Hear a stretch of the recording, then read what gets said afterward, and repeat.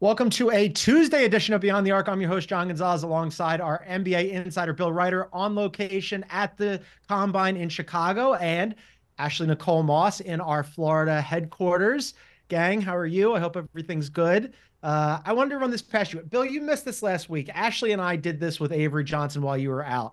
But SGA came to work in an all bronze, Ashley informed me, I saw it. latex number that made it was amazing. Made him look like one of those statue street performers that you don't know is a statue until you get close and he starts moving.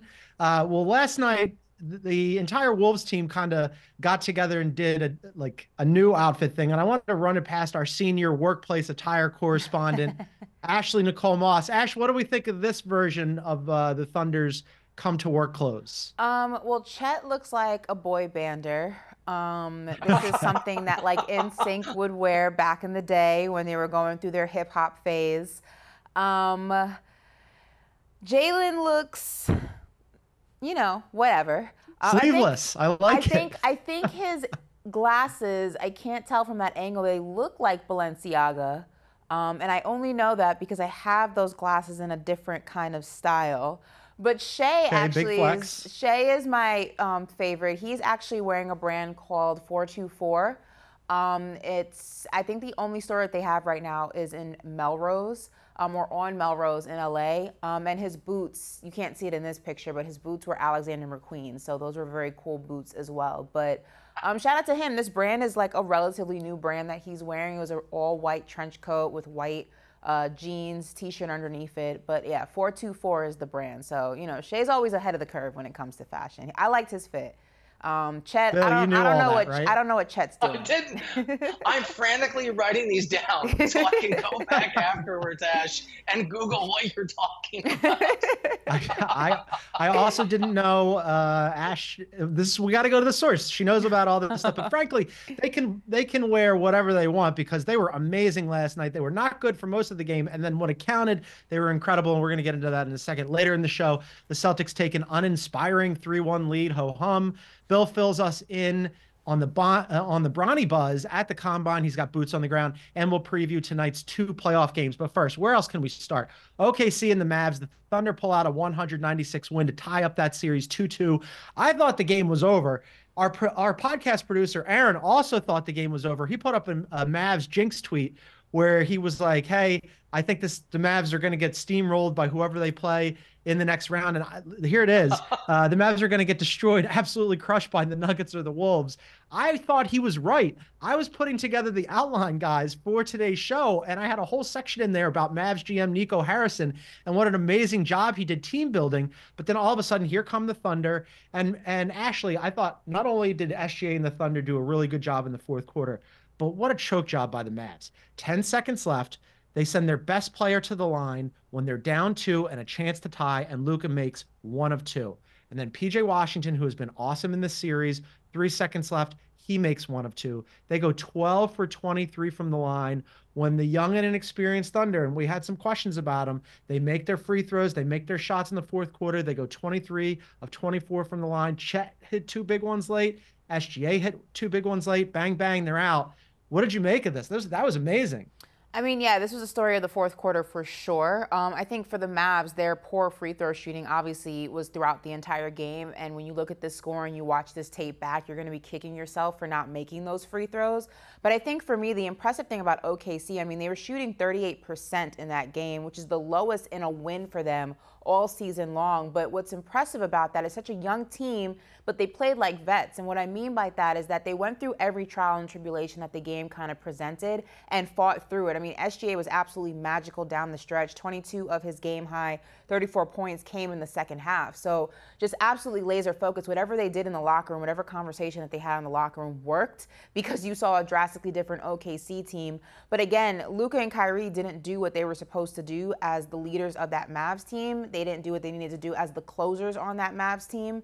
But again, just going to OKC, it's so impressive. This series in general has been so enjoyable because it's constantly going back and forth. But OKC does not cease to amaze me about how they play a lot of these games so above their experience as a team. The average age of this team, we've talked about at 23 and a half, I believe. And you would not know that the way they kind of push through some of these moments and come out on the other side of winning. Very impressive. Home court is now restored. We have ourselves a series, folks. This is a good one. Yeah, a series, and I think legitimate questions about Luka Doncic. I mean, anything can happen, right? We know the momentum can shift really quickly, and if the Mavs find a way, and it's certainly plausible, everything we've seen to win the next game, we'll be having a different conversation. But Luka Doncic has been really underwhelming, and I talked in the lead into this series. He's also about hurt, kind of, with that sprain. Yeah, fair. But so is Jalen Brunson, so is everybody, so is Embiid. I think here's the thing. It's not like he's playing particularly well. He's not. And it's not like he's had a lot of postseason success in his career. He hasn't. He's scoring 22 points per game on 19 shots per game. SGA is, 32, 33 points per game on a very efficient shooting percentage. I think it's 45% from the field for SGA and 48, 49 on three. I mean, Luka's hitting 31% of his threes. He's below 40% in terms of his shooting percentage. And I know that it's just a couple free throws, but it just encapsulates for me, guys, how unreliable for a superstar, for a guy that there was a debate who should be the second pick on most ballots for the MVP between Shea and Luka. I went Shea and have felt bad about it every single day until this series. I felt like maybe I got tricked by my own sort of outthought it. No, SGA has been the better player, has been the better playoff player, and we have talked about, and I think this is real, it is a sort of midway legacy game and series now, starting now, maybe already, the whole series for Luka, John. I love his game. He's obviously amazing. Some of the things I was worried about in terms of his pace of play and his usage rate, maybe I'm stretching it to think those connect with the struggles. But to score 96 points at home, I know the Thunder are really good, but in the game you had control of, the inability to make free throws, all those players out of rhythm, there's a lot more to it than Luka Doncic. But your job, if you're Luka Doncic, is to be the MVP of that team and the series. And so far, he's been not the solution, which I think, fair or not, makes him the problem. I think it's just really remarkable how that game changed late, where the Mavs it really felt like, to our podcast producer, Aaron's tweet, it felt like that game was over. And then all of a sudden the Mavs offense absolutely disappeared. And you're right, Bill. I mean, Luka is the superstar on that team, and Kyrie too, right? Kyrie has had 2 really good games and 2 terrible games. And in this series combined, the 2 of them are averaging 37 points. Not one of them, 2 of them combined are averaging 37 points. During the season, they averaged closer, Ashley, to 60 points combined during the regular season. And I just think, OKC, yes, like the supporting cast around SGA didn't look good until the fourth quarter, but when it mattered in the fourth quarter, they showed up. And on the whole, they have been playing really awesome defense against Kyrie and Luka. Yes. And, PJ Washington beat them in 2 games. Last night, he was good again last night, but it wasn't enough this time. This time, they were playing the percentages. They decided, hey, we're going to try to take away Kyrie and Luka again. They did a good job of it again, and PJ wasn't enough. And I just think it speaks so much about this OKC team that they're like, even when their shot's not falling, Ash, the defense that they have been playing has been awesome. I think also one of the things on the other side of this conversation about the Mavs that has been worrisome for me watching this series is if you remember in Game 4 where the Mavs won it, and in the post-game interview, Kyrie was talking about how, his former coach was there and he said, you got involved too late in the game. You got to go ahead and, be better. And one of the questions that was asked to him was, what was the switch that you flipped? Because, the first half of the game, you were kind of coasting and you just flipped that switch, which ultimately helped the Mavs seal the win.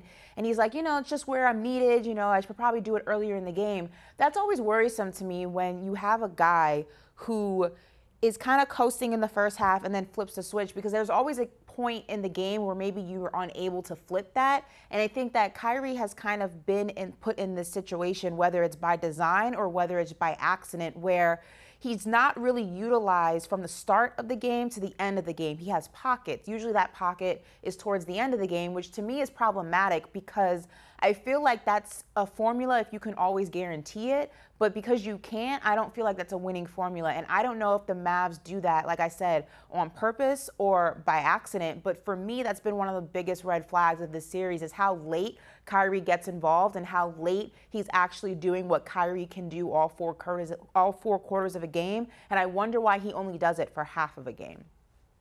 I want to circle back on something John said. If I just put this in perspective, I think your stat's amazing.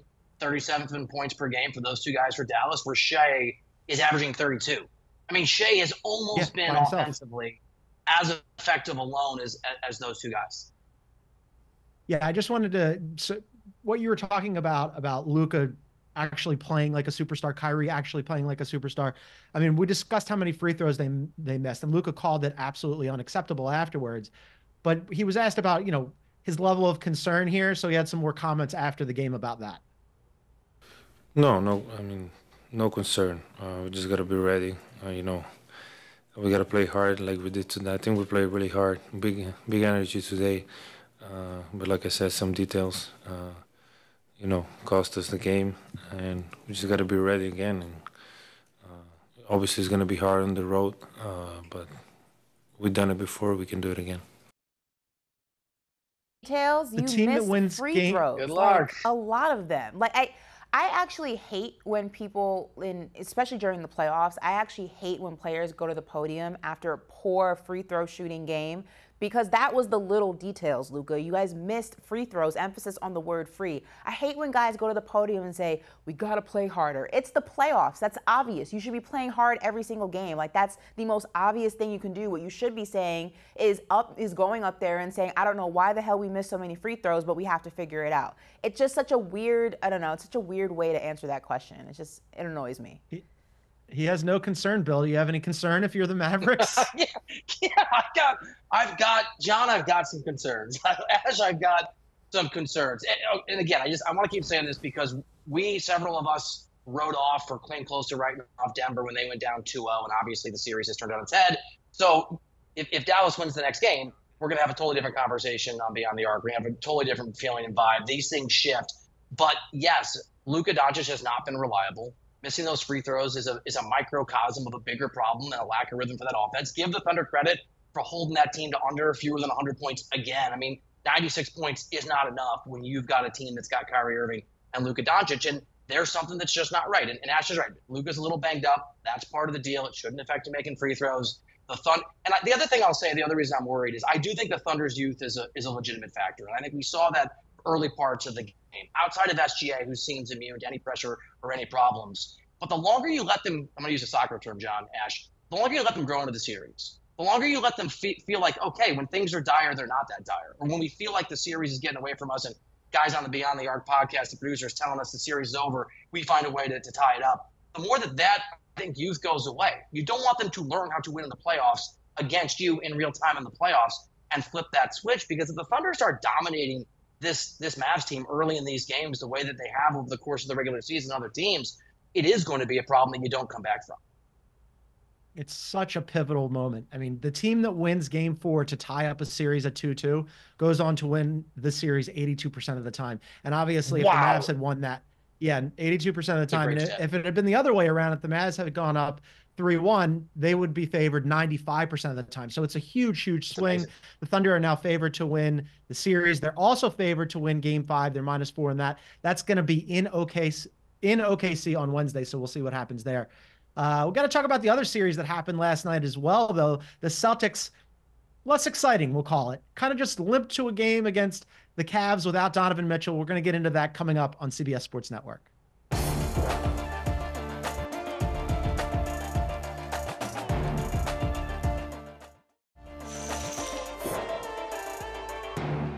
Welcome back to Beyond the Arc. You can find us wherever you get your favorite podcast. Please download, subscribe, leave us a review. John, Ashley, and Bill here. Celtics played a game last night, too. Less exciting than the OKC game. They beat the Cavs 109-102 to take a commanding 3-1 series lead. Should be excited about that, except no Donovan Mitchell in that game and no Jarrett Allen. And the Cavs were in this from the beginning. They decided to take sort of the same approach that the Heat did in that Game 2 win in the first round, where they just fired up as many three-pointers as they could. And the first half, they were falling. Max Strus hit a bunch. Second half, they were not falling, but they kept it way closer than they should have. And that would give me pause. It, however, did not give Celtics head coach Joe Mazzulla pause. He actually said that it was a good thing that they were, quote unquote, tested. Here's Mazzulla after the game. Yeah, I mean, I think it's good to be in those situations. I mean, again, it takes what it takes. So, however we have to win the game, we have to do it. So it was good to get reps playing different ways. It was good to play against different defense. They were a little bit, sharper tonight defensively. That was good. And anytime you can work on, your execution, your clutch offense and defense, that's good. Everybody talks about clutch offense. Like, I thought our clutch defense was good. We got stops when we needed to.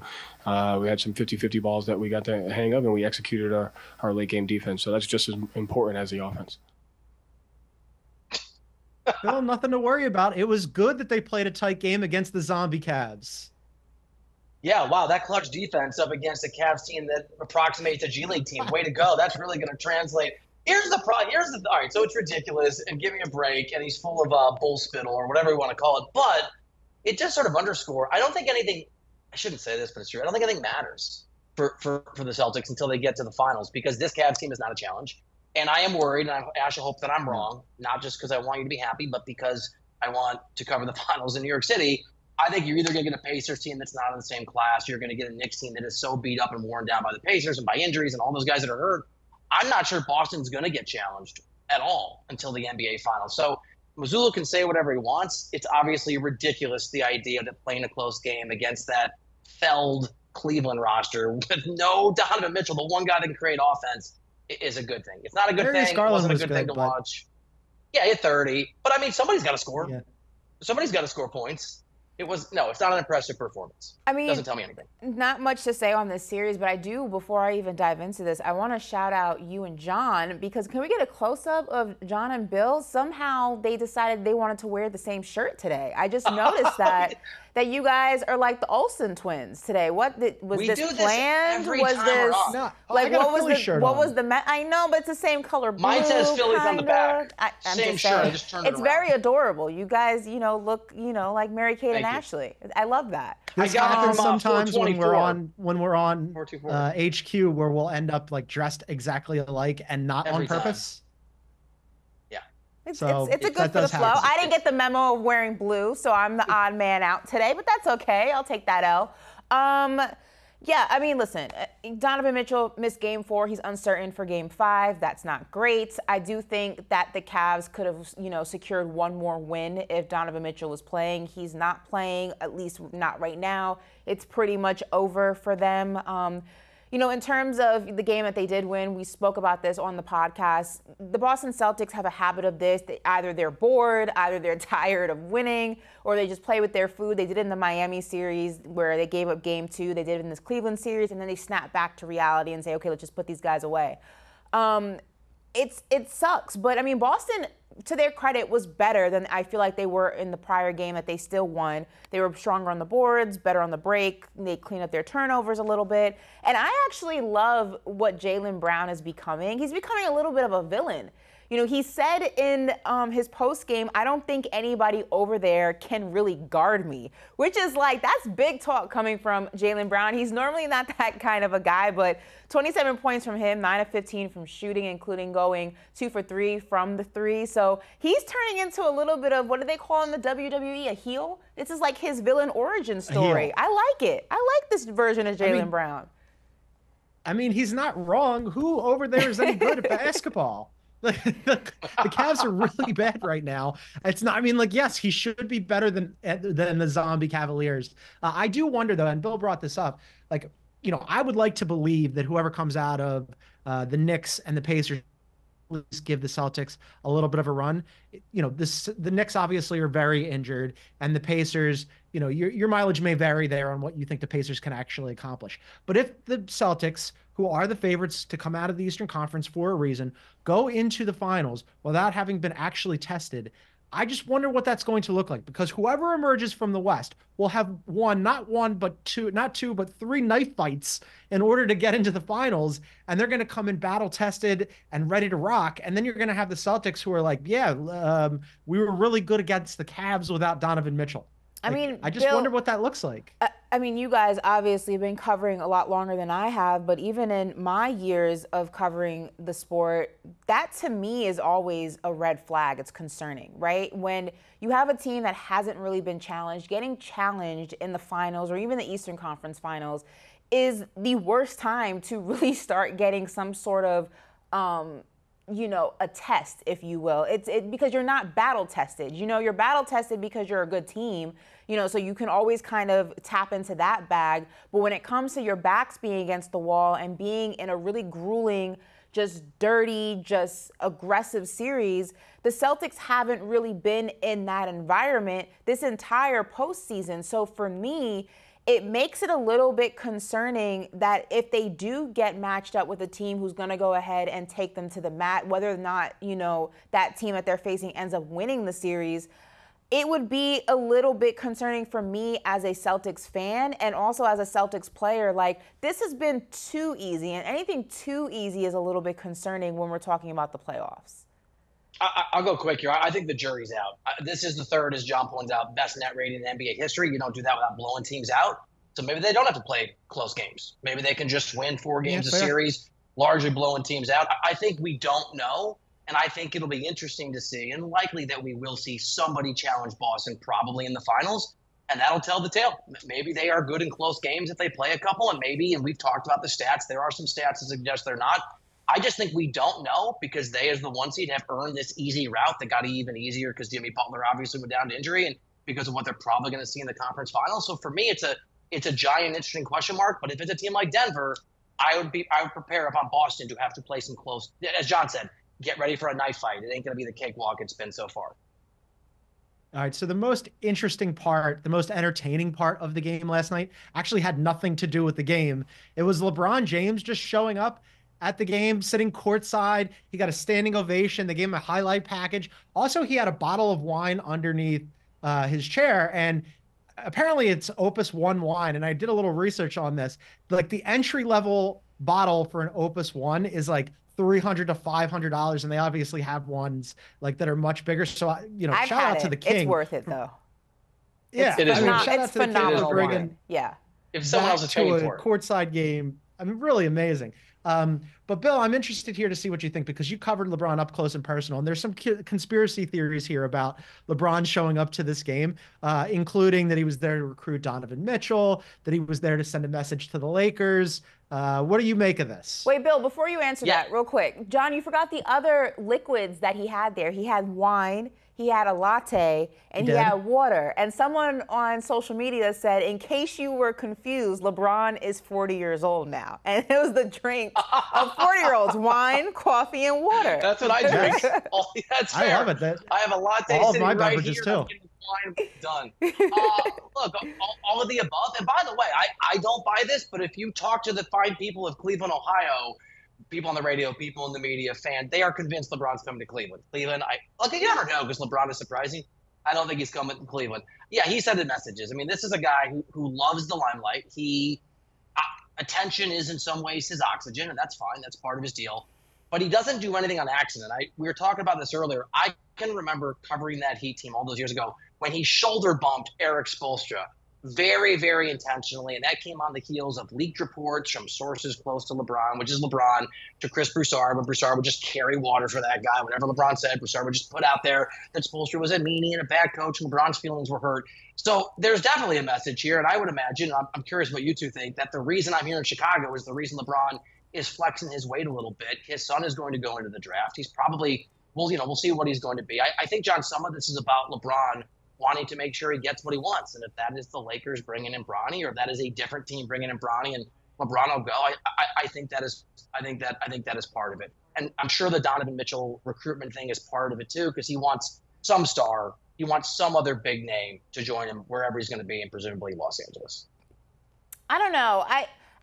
I want to think it's just LeBron. He's home. Is Chicago close to Cleveland in some respect? Like an hour I mean, flight? closer than LA. I mean, okay, so maybe maybe he's like close to the combine, but not like right there. So he's not like the overbearing dad, but he's close enough if he had to get there quickly by plane. And maybe that's why he's in Cleveland. He's from the area. So like, I don't know. I'm trying not to think that like LeBron is playing like these mind games. But to your point, Bill, it is kind of what he does in the off season. This is kind of where he gets, his kicks. He enjoys it. But I will say this, I don't really believe LeBron going to Cleveland is probable, just because I feel like this. I don't think it is. I think that the Lakers already are willing to give LeBron whatever he needs to be happy in Los Angeles, whatever he needs to possibly win in LA. And if that's Donovan Mitchell, they're going to go out and get him. If that's Bronny to make him happy and having him on the roster, they're going to go make sure that happens. LeBron's in a great spot when it comes to where he is in LA because he has so much control about what's going to happen in this offseason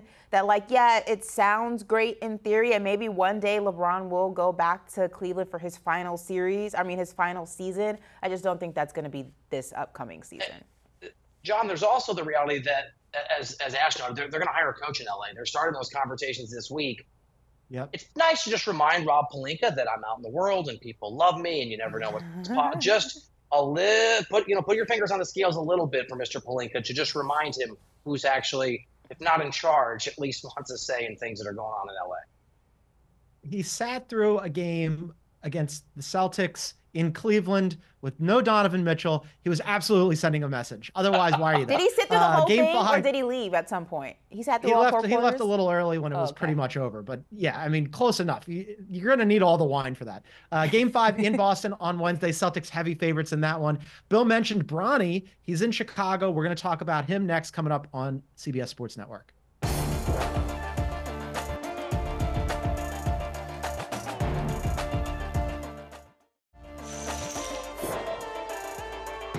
All right, welcome back to Beyond the Arc on CBS Sports Network. John, Ashley, and Bill here on a Tuesday. Bill is in Chicago for the NBA Combine, and a lot of mixed feelings and emotions about this draft, but a lot of buzz about one guy in particular, Bronny James. He was medically cleared to participate in this Combine. He got measured yesterday. A couple of different things happened yesterday that got people buzzing. Number one, he was measured yesterday without shoes on, 6'1.5". Don't forget the half. That's not very big.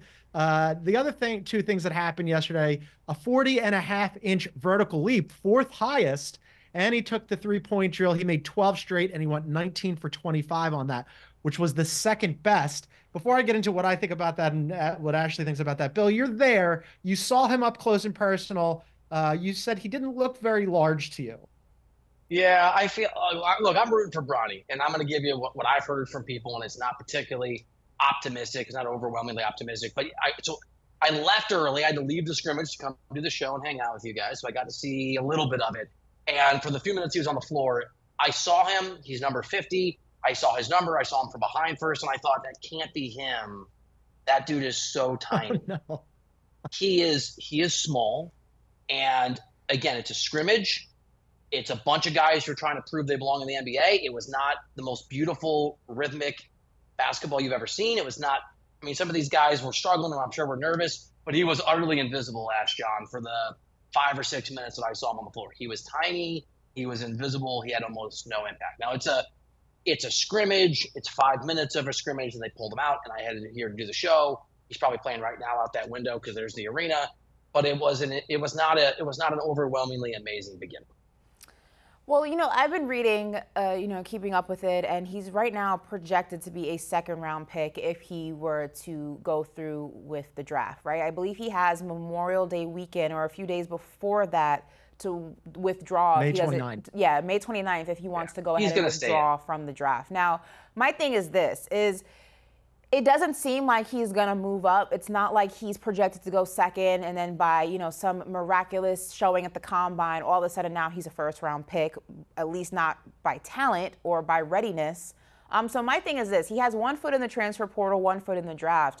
I wonder, second-round pick, more than likely, if his name was not James, that's G League maybe, not making a roster at all. So I wonder if you're projected to go second and you're probably going to end up in the G League, or if, LeBron does what LeBron does and you see him on a Lakers uniform, it's not going to be in a Lakers uniform. It's not going to be because he's necessarily ready. So why not, in my mind, go back to school and get ready so that you can go projected first round next year's draft? I guess I'm a little confused about the rush to get him out into the NBA, especially when LeBron's not going to retire. So it's not like there's a timetable there. I guess I'm confused about why rush someone who's clearly not NBA ready when another year of development at a program that maybe he is better suited for him can get him there. So I have an answer to that. And Ash, you're aligned, by the way, with, look, I haven't talked to every scout and every GM, and people disagree, right? I mean, people have different views. But you are aligned with the people that I have talked to. I have not talked to a single person who has scouted him, who's actually put eyes on him as part of their job when he was at USC, who thinks that he's ready. And every person has said what you just said, that if he were not Bronny James, if he were Bronny whatever, Johnson, not LeBron's kid, he needs 2 or 3 years in college, and there's a real world where he can be an NBA player after that, but he's not ready. I think the answer to why, and this is going to sound like an insult, it's just inside having covered LeBron warps reality. LeBron's reality is reality for him, but it warps the physics of everything around him. He gets to decide who gets traded to his team. He gets to decide who the Miami Heat draft or don't draft, even when he's leaving. He gets to decide, other than Eric Spoelstra, who the coach is and if he wants somebody to come or to go. LeBron is the second or best or third best player of all time, and he spent his career having his reality be dictated by whatever he wants. And when that happens for 2 decades, it warps your ability, I think, to see things clearly. And he's not surrounded by people who probably have a sense of reality when it comes to Bronny. This is what LeBron wants. It's what Bronny wants. And I think because LeBron is insulated from the real world because he's LeBron James, I don't think Bronny James is dealing in reality. I don't think LeBron is dealing in reality. You're right. You're right, Ash. I don't think he should come into this draft. But that's not what LeBron wants, and LeBron is used to getting what he wants. I hear what you guys are saying. I was previously on your side of this whole debate. I mean, the kid averaged less than 5 points per game and under 20 minutes per game at USC and decided to transfer. However, let me offer you a counterpoint. Did you watch him jump in the gym? I watched a video, looked pretty good. And then I watched 30 seconds of him shooting uncontested threes. And much like Ben Simmons putting out his workout videos in the offseason where he's shooting threes, and I'm like, this is the year. Ben Simmons finally got a 3-point shot. I watched 30 seconds of videos on Twitter, and now all of a sudden, I think I'm in on Bronny James going to the NBA. I want to see this happen. Listen, leave Ben Simmons alone, John, okay? It's been a long time since he was in a Philly jersey.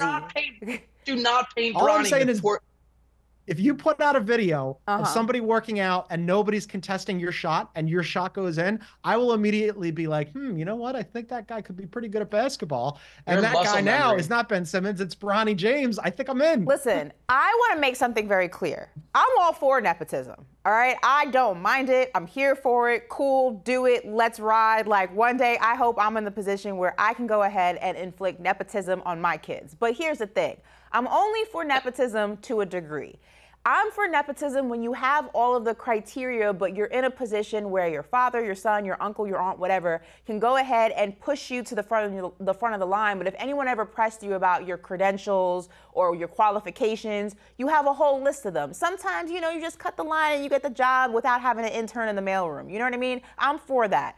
But here's where it gets muddy for me, is being a child of nepotism when you're not ready to be put in that position. And if Bronny James had all of the criteria that made him ready to be in the NBA next season, and LeBron was pulling every string that he could to get him to LA or to get him to the right team, I'm here for that. It's no different than what Archie Manning did for his kids when they went into the draft for the NFL. I don't have an issue with that, but the difference was Eli and Peyton were what? They were NFL ready. Here's the thing, he's not ready. So all this looks like is like you have the right name, you're not ready to be in the NBA, but we're gonna push you to the front of the line anyway. And I feel like that's where it gets a little bit tricky for me. That's where I kind of stand on this situation.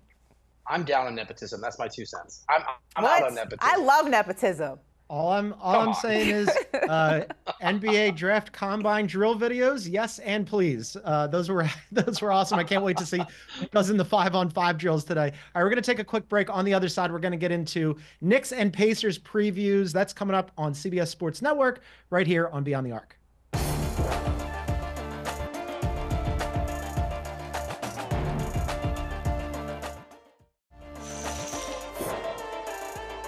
All right, welcome back to Beyond the Arc. Be sure to check out our YouTube page. You can find that at Beyond the Arc CBS. Please subscribe, hit the like button, leave a comment. And there's some fun videos up there. Last week, we had Jay Wright, our colleague here at CBS Sports, on the Beyond the Arc podcast to discuss the Nova Knicks. He had never discussed it anywhere. He was waiting to talk about it until after the Sixers series was over because Jay's from Philadelphia. He's a big Sixers fan. So he comes on while you guys were out, and he and I are talking about the Nova Knicks and how exciting this is for him, at which point he's, pumping them up and talking about how awesome they've been. And then they immediately lose 2 games. And so, Ashley, I am wondering if we have somehow jinxed the Knicks by having Jay Wright on to talk about how good the Nova Knicks have been. I'm not going to give 2 guys from Philly that much power. So I'm going to go ahead and move past that one. Look, here's the thing with the Knicks. Obviously, they're banged up, they're beat up, but everybody is in the playoffs in some degree, shape, or form. So like Jalen Brunson said, not going to go ahead and make excuses. That doesn't, you being banged up doesn't equal why you're unable to make free throws. You being banged up doesn't equal why you're unable to make wide open shots. I mean, you can go ahead and attribute a lot to being banged up, but there are still the basic fundamentals of basketball that you're able to do, and the Knicks haven't done that in Indiana. Game 5 is going to be pivotal. Game 5 usually determines who wins the series. Now, I think that this narrative that kind of is existing right now these past few days that Tom Thibodeau is somehow responsible for the injuries of the Knicks is, I think, asinine, because last time I checked, there was a threshold that was implemented because guys were resting themselves so they didn't get injured. And last time I checked, Tom Thibodeau doesn't coach all of those guys. So I think we need to stop with that narrative. But it is, is this feasible? Is it sustainable for the Knicks to continue playing like this if they are to get out of this Pacers series? No. And I think that's a real conversation that is being had in the locker room, that you give it everything that you have. But if the Knicks were to fall short, I don't know if anybody would be surprised. I think that the fact that they've been able to get this deep into the playoffs, I mean, it's been a domino effect of injuries from Julius Randle down this entire season after the All-Star break. It's been one thing after another. The Knicks have fought. The series is far from over, but I wouldn't be surprised if those injuries eventually end up catching up with them in some way, shape, or form, whether it's in this series or the next one. Tibbs responsible for the injuries? No. Tibbs responsible for the massive minutes that have been put on the shoulders of the players who are still healthy, who could no longer carry the burden. What else is he supposed to do, Yes, Bill? I mean, Josh Hart has played in fewer minutes, Ash, over the course of the postseason and the regular season. Josh Hart has played the most minutes of any player in this NBA playoffs. Jalen Brunson has played the second most minutes of any player in this NBA playoffs, and they played a fewer game than some of the other teams. They're at 10. Some other teams are at 11. Here's a good example. Here's a microcosm of what Tibbs could do. When you are losing by 30 points in a game that is clearly over, and your opponent is resting Halliburton and Miles Turner and Siakam, I think, only played 23 minutes, don't push Brunson and DiVincenzo into the 30-minute mark. I agree, but Give that's them one game. Their body. Well, I mean, Ash, if you look at the minutes they played, this isn't breaking news. This is what Tibbs does. Yeah. But he is responsible for having an approach to putting tons of miles on the tires of the players that are playing for him. And when you get unlucky with injuries, if you want me to say, okay, the wear and tear that he's put on these guys has nothing to do with their injuries, which I can't prove it does or doesn't, but fine, I'll cede that.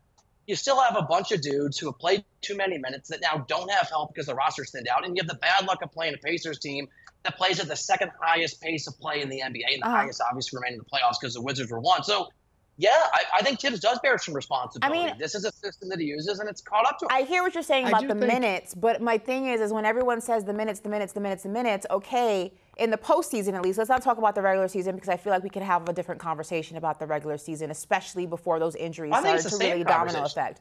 But my question to everyone who keeps talking about the minutes, what is the alternative? Like, yeah, you can rest Jalen Brunson for 5 minutes a game if you wanted to, but how much long? Who do you replace him with for any time outside of that? Same with Josh Hart. There's only so many guys that can do and fill certain voids. Can you bring Jericho Sims in for some minutes on defense and alleviate some of the pressure from those guys? Sure, but there's nobody that can do what Jalen Brunson can do in 4 quarters of it. You can only rest him so much. That's true on every team, Ash. There's not enough on the roster. Every team has got to make these decisions.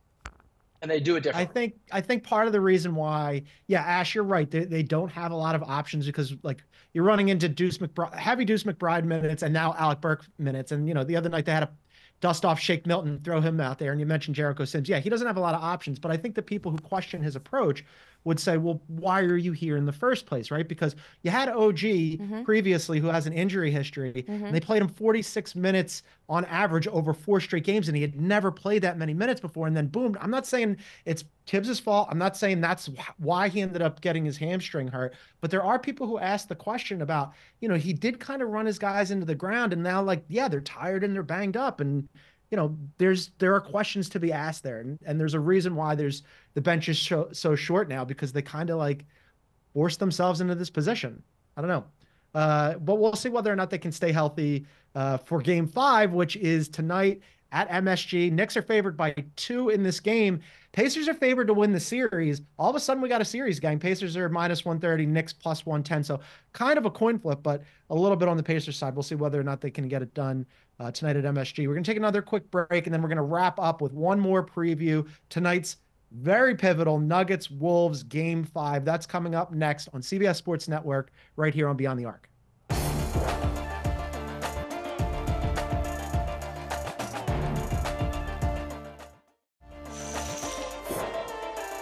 Welcome back. Wrapping up a Tuesday edition of Beyond the Arc. Nuggets and Wolves series tied at 2-2.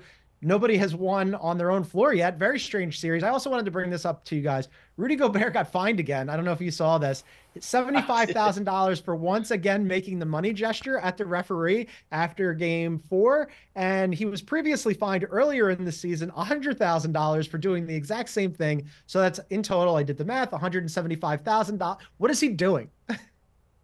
He wants you to show him the money. Yeah. He believes it's rigged. I mean, that's fascinating coming from Rudy Gobert, who decides he's no longer the DPOY once he wins the award. But that's a different conversation. We don't have enough time to dive into that. I've heard that critique, and I don't think that's a fair critique. They're plus 15 with him on the floor this series. He's actually been. I think it was fair. I think it was fair last game. It was definitely fair last game. Last game. Yeah, I'm with John. Yes, last game. But I'm saying for the series, he's been pretty good. No, I was just referring to last game. I was just being. Yeah. I was just joking. It's kind of like with Luka in that series and all these guys. He's got to be that level of defensive player excellence. Right. Yeah.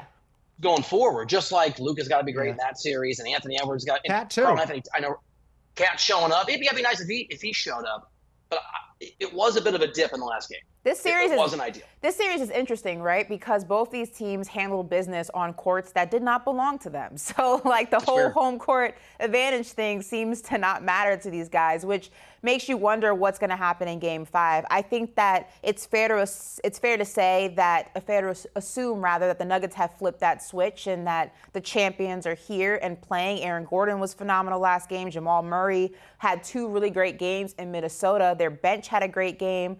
But going back to Denver is going to be interesting because they have not in this series been able to recreate that magic at home. And home court advantage is supposed to be not necessarily easy, but it's supposed to be a whole lot easier than having to go and play on the road for a multitude of reasons. The numbers are there, the studies are there. So I'm very curious to see how this Nuggets team plays on their own court, which is crazy to say because you should almost kind of know, but I feel like we don't because it started off really I think bad. they're going to be pretty good today. We have 2 pivotal game 4s tonight. Let's give our picks real quick before we wrap it up here. Who do you have in the Knicks Pacers and then Nuggets and Wolves? Go ahead, Ash. All right, I got the Knicks winning this Game 5. I have the Nuggets winning their Game 5 as well. Pacers by 5. Jalen Brunson looks hobbled. Man, the Denver game's tough because if I thought Cat could play, I'll go Denver. But I think it's a toss-up. Denver. Mm-hmm. Oh, no, I feel terrible about this. I think we're putting the Beyond the Arc kibosh on this thing, but I also think the Nuggets are going to win tonight, which means congratulations, Minnesota Timberwolves, because we've just swept that one up. And as for the Knicks, I want to believe that they're just going to persevere and play through this, because despite the fact, you want me to say Pacers? Yeah, say Pacers. Say what you later on for HQ, I actually am picking the Knicks for the other one. But here on this show, sure, I'll hedge my bets. I'll say the Pacers. Thank you. We'll see whether or not that they can do that. All right, well, that's going to be it for us for today. For Ashley Nicole Moss, for Bill Ryder, who we're going to talk to tomorrow. He's going to get all the Bronny dish from the Combine today and report back to us tomorrow. So we're going to be back at it tomorrow on Beyond the Arc, so be sure to check that out. But for now, that's it for us. Thank you so much for watching, everybody, and we will see you tomorrow.